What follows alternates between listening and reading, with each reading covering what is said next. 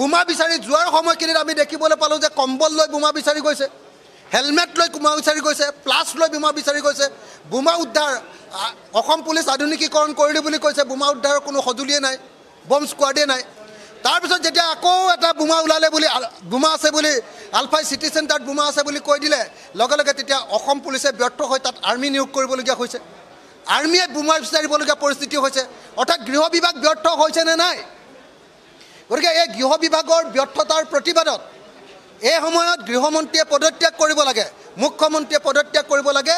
সেইকাৰণে আমি সভাস্থগিত প্ৰস্তাৱ আনিছিলোঁ যে অসমৰ মানুহৰ সম্পত্তি, জীৱন এইবিলাকৰ নিৰাপত্তা দিয়াৰ ক্ষেত্ৰত বিজেপি চৰকাৰখন ব্যৰ্থ হৈছে আৰু ব্যৰ্থ হোৱাটো দেখ-দেখকৈ ওলাই পৰিছে।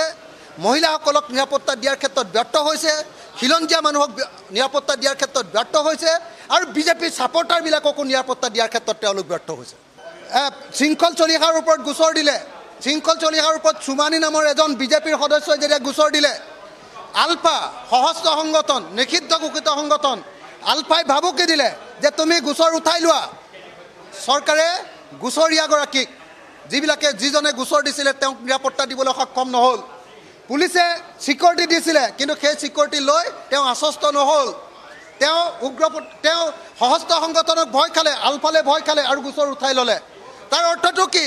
তাৰ অৰ্থটো হ'ল অসমত কোনো মানুহৰ নিৰাপত্তা দিয়াৰ ক্ষেত্ৰত এই বিজেপি চৰকাৰখন সম্পূৰ্ণৰূপে ব্যৰ্থ হৈছে। তাৰ পৰৱৰ্তী সময়ত আকৌ শংকৰ সিং নামৰ এজন মানুহে FIR দিছিলে, তেওঁ উঠাই ল'বলৈ বাধ্য হ'ল।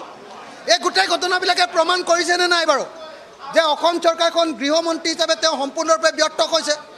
আপোনালোকে সকলোৱে দেখিছে যে যোৱা সময়খিনিত, যোৱা 15 আগষ্ট তাৰিখৰ দিনা একেদিনাই 25টা বোমা অসমত ওলাইছে। 25টা বোমা ওলাইছে যি ওলাইছে, ওলোৱাৰ পাছত এটাও বোমা উদ্ধাৰ কৰিবলৈ সক্ষম হোৱা নাই। আলফাই যেতিয়া ঠাইডোখৰ কৈ দিছে যে আমুক ঠাইত বোমা ৰাখিছোঁ, তেতিয়া পুলিচে গৈ কি কৰিছে? কম্বল এখন লৈ গৈ, প্লাছ এটা লৈ গৈ, হেলমেট এটা পিন্ধি বোমা উদ্ধাৰৰ যিটো নাটক কৰিছে, এইটোৱে অসম পুলিচৰ প্ৰকৃত দেউলীয়াপনাটো উলিয়াই দিছে। আপুনি চাওক, চোৰাংচোৱা ব্যৱস্থা ব্যৰ্থ হৈছে। বোমা উদ্ধাৰ কৰিব নোৱাৰিলে, বোমা স্থাপন কৰিবলৈ অহা কথাটো প্ৰমাণ কৰিব নোৱাৰিলে, তেওঁলোকে আগতে ধৰিব নোৱাৰিলে। বোমা স্থাপন হ'ল, স্থাপন হোৱাৰ পাছত আলফাই যেতিয়া খবৰ দিলে তেতিয়াহে তেওঁলোকে বোমা বিচাৰি গ'ল। বোমা বিচাৰি যোৱাৰ সময়খিনিত আমি দেখিবলৈ পালোঁ যে কম্বল লৈ বোমা বিচাৰি গৈছে, হেলমেট লৈ বোমা বিচাৰি গৈছে, প্লাছ লৈ বোমা বিচাৰি গৈছে। বোমা উদ্ধাৰ অসম পুলিচ আধুনিকীকৰণ কৰিলোঁ বুলি কৈছে, বোমা উদ্ধাৰৰ কোনো সঁজুলিয়ে নাই, বম্ব স্কোৱাডে নাই।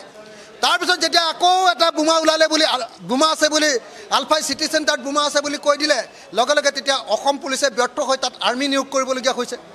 আৰ্মিয়ে বোমা বিচাৰিবলগীয়া পৰিস্থিতি হৈছে। অৰ্থাৎ গৃহ বিভাগ ব্যৰ্থ হৈছে নে নাই? গতিকে এই গৃহ বিভাগৰ ব্যৰ্থতাৰ প্ৰতিবাদত এই সময়ত গৃহমন্ত্ৰীয়ে পদত্যাগ কৰিব লাগে, মুখ্যমন্ত্ৰীয়ে পদত্যাগ কৰিব লাগে। সেইকাৰণে আমি সভাস্থগিত প্ৰস্তাৱ আনিছিলোঁ যে অসমৰ মানুহৰ সম্পত্তি, জীৱন এইবিলাকৰ নিৰাপত্তা দিয়াৰ ক্ষেত্ৰত বিজেপি চৰকাৰখন ব্যৰ্থ হৈছে আৰু ব্যৰ্থ হোৱাটো দেখ-দেখকৈ ওলাই পৰিছে। মহিলাসকলক নিৰাপত্তা দিয়াৰ ক্ষেত্ৰত ব্যৰ্থ হৈছে, খিলঞ্জীয়া মানুহক নিৰাপত্তা দিয়াৰ ক্ষেত্ৰত ব্যৰ্থ হৈছে আৰু বিজেপিৰ ছাপৰ্টাৰবিলাককো নিৰাপত্তা দিয়াৰ ক্ষেত্ৰত তেওঁলোক ব্যৰ্থ হৈছে। যিকোনো খবৰৰ বাবে যোগাযোগ কৰক 7099017330 অথবা 7099017990 নম্বৰত।